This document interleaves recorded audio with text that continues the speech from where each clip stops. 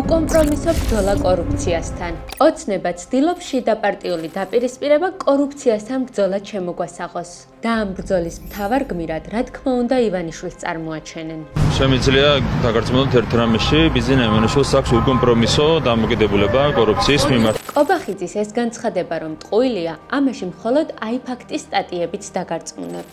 მოდით ათვლის წერტილად, კობახიძის მსგავსად ჩვენც ბიძინას მესამედ მოსვლა ავიღოთ და ერთად გადავავლოთ თვალი კორუფციის რა შემთხვევები ვამხილეთ ბოლო 2 წელში. ჩვენც პარტნიორებთან ერთად მოგიყევით, როგორ ყიდულობს საქართველო აზერბაიჯანისგან ელექტროენერგიას ფარული ოფშორებით. გიამბეთ რა გზა გაიარა ბიზნესმენმა გიორგი ჭყონიამ, სანამ პოლიტიკაში მოვიდოდა და ქართული ოცნების დელეგატი გახდებოდა. წინა საარჩევნოდ გამართული კონცერტებისთვის ვინ ქირაობდა მმართველი პარტიის მხარდამჭერ მუსიკოსებს. როგორ გამდიდრდა მესტიის ფეოდალი ვიქტორ ჯაფარიძე. როგორ ისარგებლა მთავრობასთან დაახლოებულმა კომპანიამ განახლებული რეგიონების პროგრამით.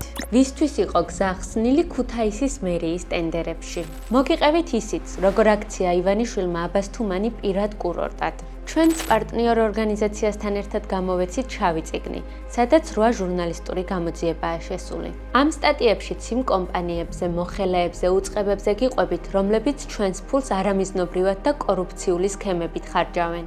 და თუ ეს ფაქტები თქვენთვის საკმარისი მაინც არ არის, მაშინ ჩვენს ვებგვერდს ეწვიეთ.